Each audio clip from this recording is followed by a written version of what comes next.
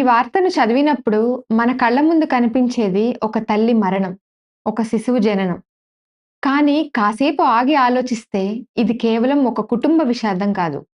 ఇది మనిషి అనే జీవి గురించి ఒక అసాధారణమైన ప్రశ్నను మన ముందుకు తీసుకొస్తోంది.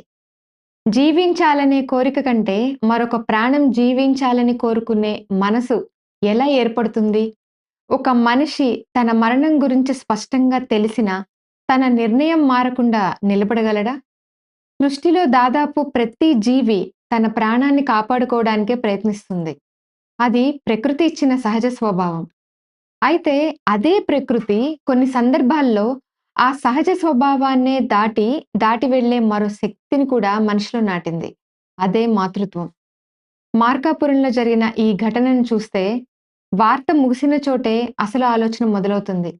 వార్తల్లో ఉన్న వాస్తవాలు స్పష్టంగా వినిపిస్తాయి. మార్కాపురం జిల్లా అర్ధవీడు మండలం కాకర్ల గ్రామానికి చెందిన లీలమ్మ ఆశా కార్యకర్తగా పనిచేశారు. వివాహమైన తర్వాత చాలా సంవత్సరాలు పిల్లల కోసం ఎదురుచూశారు. చివరకు గర్భం దాల్చిన ఆనందం వారి కుటుంబంలో వెలుగులు నింపింది. అయితే గర్భధారణ సమయంలో ఆమెకు తీవ్రమైన గుండె సంబంధిత సమస్య ఉన్నట్లు వైద్యులు గుర్తించారు. పరిస్థితిని బట్టి చికిత్స కూడా అందించారు. చివరికి ప్రసవ సమయం దగ్గర పడినప్పుడు తల్లి మరియు బిడ్డ ఇద్దరినీ కాపాడడం సాధ్యం కాకపోవచ్చని వైద్యులు కుటుంబానికి వివరించినట్లు సమాచారం. అలాంటి పరిస్థితుల్లో లీలమ్మ తన బిడ్డ ప్రాణానికే ప్రాధాన్యం ఇవ్వాలని నిర్ణయించుకున్నారని, ఆమె ప్రసవం అనంతరం మృతి చెందగా పండంటి మగబిడ్డకు జన్మించాడని వార్తలు చెప్తున్నాయి. ఈ విషయాల కన్నా మించి ఉన్న వైద్య వివరాలు ప్రజలకు పూర్తిగా అందుబాటులో లేవు. అందువల్ల వాటిపై ఊహాగానాలు చేయడం సమంజసం కాదు.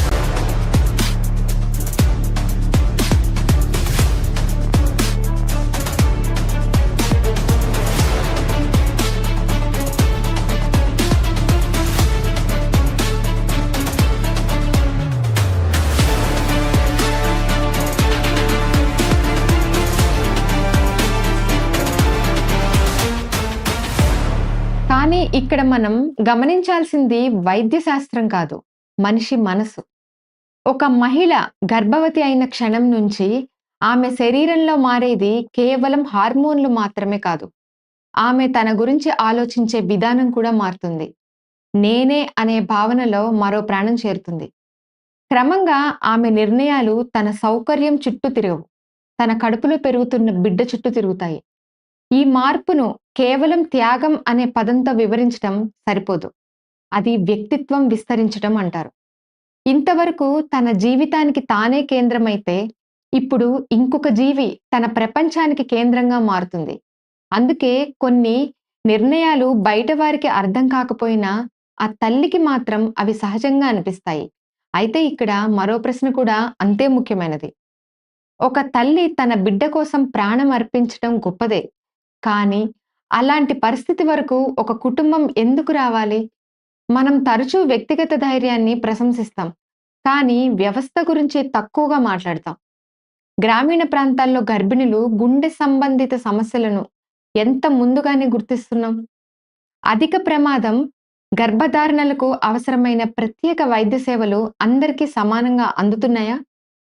ఆశా కార్యకర్తగా పనిచేసిన ఒక మహిళకే ఇలాంటి పరిస్థితి ఎదురైతే ఆరోగ్య వ్యవస్థకు దూరంగా ఉన్న మరెంతో మంది మహిళల పరిస్థితి ఎలా ఉంటుందో కూడా మనం ఆలోచించాలి.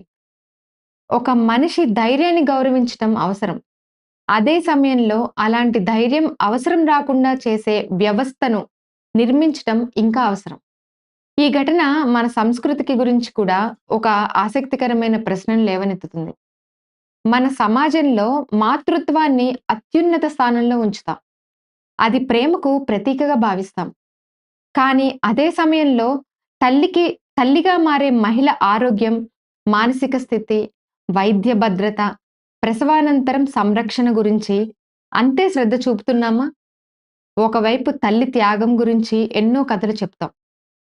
మరోవైపు ఆ త్యాగం అవసరం లేకుండా ఉండే సామాజిక వైద్య మద్దతు వ్యవస్థలను నిర్మించడంలో మాత్రం ఇంకా చాలా దూరం వెళ్లాల్సి ఉంది. ఒక సమాజం గొప్పదనాన్ని కేవలం త్యాగ కథలు నిర్మించవు.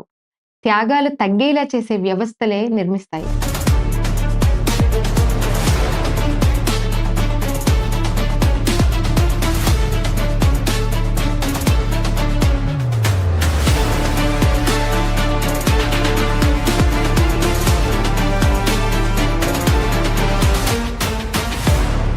అస్తిత్వ మనోవిజ్ఞాన శాస్త్రంలో ఒక ఆలోచన ఉంది. మనిషి మరణాన్ని పూర్తిగా జయించలేడు. కానీ తనకన్నా ఎక్కువ కాలం నిలిచే దేనిలోనైనా తన ఉనికిని కొనసాగించాలనే తపన అతనిలో ఉంటుంది. కొందరు తమ ఆలోచనల్లో జీవిస్తారు. కొందరు తమ సృష్టిలో జీవిస్తారు. చాలామంది తమ పిల్లల్లో జీవిస్తారు. అందుకే ఒక తల్లి తన బిడ్డను కేవలం మరో వ్యక్తిగా చూడదు. తన కొనసాగింపుకు చూస్తుంది. ఆ బంధం బయటి వారికి లెక్కలతో అర్థం కాదు. అది అనుభవంతోనే అర్థమవుతుంది. అందుకే ఇలాంటి సంఘటనలు చూసినప్పుడు మనం వెంటనే సరైన నిర్ణయమా? తప్పా? అనే తీర్పుల వద్దకు వెళ్ళడం కంటే, మనిషి ప్రేమ ఎంత సంక్లిష్టమో అర్థం చేసుకోవడం చాలా అవసరం. ఇక్కడ ఇంకో నిశ్శబ్దమైన విషాదం కూడా ఉంది. ఈ బిడ్డ తన జీవితాన్ని మొదలుపెట్టిన రోజే తన తల్లిని కోల్పోయాడా? భవిష్యత్తులో అతను పెద్దవాడైనప్పుడు తన గురించి చెప్పే మొదటి కథ ఇదే అయ్యే అవకాశం ఉంది. "నీకోసం నీ తల్లి తన ప్రాణాన్నిచ్చింది" అనే వాక్యం అతని జీవితానికి ఒక గౌరవం కూడా కావచ్చు. ఒక భారం కూడా కావచ్చు. అందుకే కుటుంబం, సమాజం అతనికి ఒక విషయం నేర్పాలి. అతను అపరాధ భావంతో కాదు, కృతజ్ఞతతో జీవించాలి. ఒక తల్లి తన బిడ్డ జీవితం అర్థవంతంగా ఉండాలని కోరుకుంటుందా? తన త్యాగం భారంగా మారాలని కాదు. ఈ వార్తను చివరిసారి మరోసారి గుర్తు చేసుకుందాం. ఇక్కడ మనం ఒక అసాధారణమైన తల్లి ప్రేమను చూస్తున్నాం. అదే సమయంలో ఒక కుటుంబం కోల్పోయిన మనిషిని కూడా చూస్తున్నాం. అలాగే ఆరోగ్య వ్యవస్థ, ప్రసూతి సంరక్షణ, సామాజిక బాధ్యతల గురించి ఆలోచించాల్సిన అవసరాన్ని కూడా చూస్తున్నాం. ఈ కథను కేవలం త్యాగం అనే ఒక పదంలో బంధిస్తే మనం దాని లోతును కోల్పోతాం. ఇది ప్రేమ గురించి, ఒక బాధ్యత గురించి, ఇది మనిషి తనకన్నా పెద్ద అర్థం కోసం ఎలా జీవిస్తాడో చెప్పే కథ. చివరికి ఈ వార్త మనల్ని ఒక ప్రశ్న దగ్గర నిలబెడుతుంది. మనం గొప్ప త్యాగాల కథలను మాత్రమే గుర్తుంచుకునే సమాజంగా ఉండాలా? లేక అలాంటి త్యాగాలు అవసరం రాని ప్రపంచాన్ని నిర్మించడానికి ప్రయత్నించే సమాజంగా మారాలా? బహుశా అసలు మానవత్వం ఆ రెండో ప్రశ్న ఇచ్చే సమాధానంలోనే ఉంటుంది. ప్రస్తుతం భారతీయ యువతకు ఎంతో అవసరమైన నిష్పాక్షిక విశ్లేషణ ఇది. ఈ వీడియో మీకు నచ్చినట్లయితే మిత్రులకు, యువతకు తప్పకుండా షేర్ చేయండి. మీ అమూల్యమైన సలహాలు, అభిప్రాయాలు కామెంట్ బాక్స్‌లో తెలియచేయండి. Thank you for watching.